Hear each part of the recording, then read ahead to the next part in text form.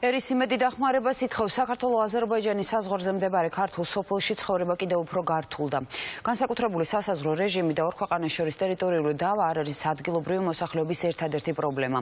ერისიმედში ბოლო ნახევარი წლის განმავლობაში დაკარგულ 100-ზე მეტ სულ საქონელზე საუბრობენ, რომელიც აზერბაიჯანის ტერიტორიაზე მოუწესრიგებელი საზღვრის გამო ხდება. თითქმის 30 წელია თენგიზბერიძე და მისი ოჯახი სოფელ ერისიმედში მესაქონლეობით ირჩენს თავს. სოფელში ჩამოსახლებული ეკომიგრანტებისთვის თავის რჩენის ერთადერთი საშუალება სწორედ მესაქონლეობაა, თუმცა ბოლო დროს ძალიან გაუჭირდათ. სოფელში, რომელიც აზერბაიჯანის საზღვართან მდებარეობს, ადგილობრივებმა წელს უკვე 100-მდე სული ძროხა დაკარგეს.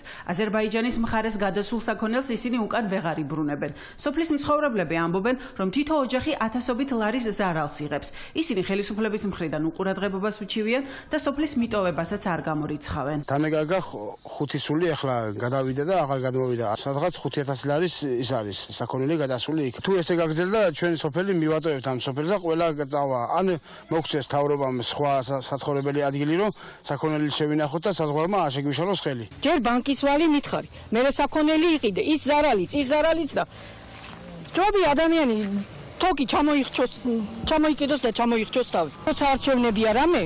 აი მაშინ თუ შეწუხდებიან. დანარჩენი ამ ბავშვი სულ არავის არ ენაღლება, შენ როგორ ახარ ანაირად ახარ. სოფელში 80-მდე ოჯახი ცხოვრობს და მათი დანაკარგი მხოლოდ ბოლო ერთ თვეში 40-მდე ძროხაა. ადგილობრივები ამბობენ, რომ საზღვარი გაუმართავია და სოფელს აზერბაიჯანისგან მხოლოდ დანგრეული ღობე ყოფს. თუმცა მის გასამაგრებლად სოფლის მცხოვრებლებს არ უშვებენ და პრობლემას არც ხელისუფლება აგვარებს. ადგილობრივები ასევე ვარაუდობენ, რომ მათი საქონელი ფერმებში ხდება, რომლებიც საზღვართან ახლოს აზერბაიჯანის მხარეს მდებარეობს და მათი ძროხებით სხვისი ბიზნესი სარგებლობს. ქართველი მესაზღვრეები კი საპასუხოდ ვერაფერს ხდებიან. ფერმები არის საზღვართან ახლოს, სადაც 2 კილომეტრში ფერმები არის. იქ მიდის საქონელი, ეს ჩანს პირდაპირ, იმასაც არ გვეუბნებიან, რომ დაიკეტება, ან დავკეტოთო, ან უფლებას არ გვაძლევენ, რომ საზღვართან მივიდეთ, რომ ეს გავამაგროთ. აქედანაც არავინ არ გვიშვებს საზღვართან, რომ ეს გავამაგროთ, ან დავკეტოთ. რადიკალურად განსხვავებული მდგომარეობა აზერბაიჯანის მხრიდან საქონლის გადმოსვლის შემთხვევაში. ერისიმედის მცხოვრებლები ამტკიცებენ, რომ საზღვარზე გადმოსული ძროხები აზერბაიჯანის მხარეს ყოველთვის უბრუნდება. ადგილობრივები უკმაყოფილოები არიან მესაზღვრეების მუშაობითაც. მათი თქმით, მესაზღვრეები მათ დახმარების გაწევის ნაცვლად ზედმეტად აკონტროლებენ. საზღვარს ვიცავთ ჩვენ, მოსახლეობა. მე რაც მინდა ჯარისკაცი, რომელიც ტყეში დამდევს. ავიღებ დროშბას, გავიტან ტყეში გაზ მივცემ და მთელი ჯარისკაცები ტყეზე ჩამოდა. საზღვარზე ვინ რას აკეთებს, კაცი შვილმა არ იცის. მოგოქციონ ყურადღება, გაგვიკავონ საზღვარი. სოფელმა რამდენჯერ შევღობეთ, რამდენჯერ გავაკავეთ, მაგრამ ჩვენი გაკეთებული საზღვარი და ჩვენი შეკავებული ღობე დაახლოებით 1 წლიანი ან 6 თვიანი არც კი არის. როგორც კი დროშბა დაიკოქება თუ გულის ხმას გაიგებენ, მთელი სამხედრო იქ დგას და როცა დახმარება გჭირდება კიდე არავინ გვერდში აგრე. მე თვითონ მივედი და ხოვე დავკარგი საქონელი. მაგით ცხოვრობ მე.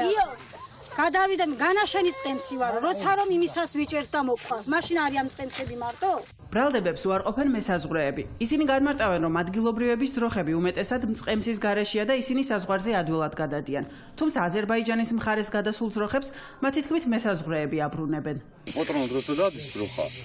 ხანი გადახტება, ხანი შევა, ესეა, ჩვენ ზემდგომუფროსობას ვხვდებით, ისინი ათანხმობენ იმათ უფროსობასთან. მოყავთ მესაზღვრეებს და გამოყავთ ჩვენ. სოფლის გამგებელი კი განმარტავს, რომ საზღვარი დადგენილი არ არის და მოსახლეობის მიერ გაკეთებული ღობეები პრობლემებს ქმნის. აი აქ ახლა არის რომ ხელოვნური ღობე გვაქვს გაკეთებული.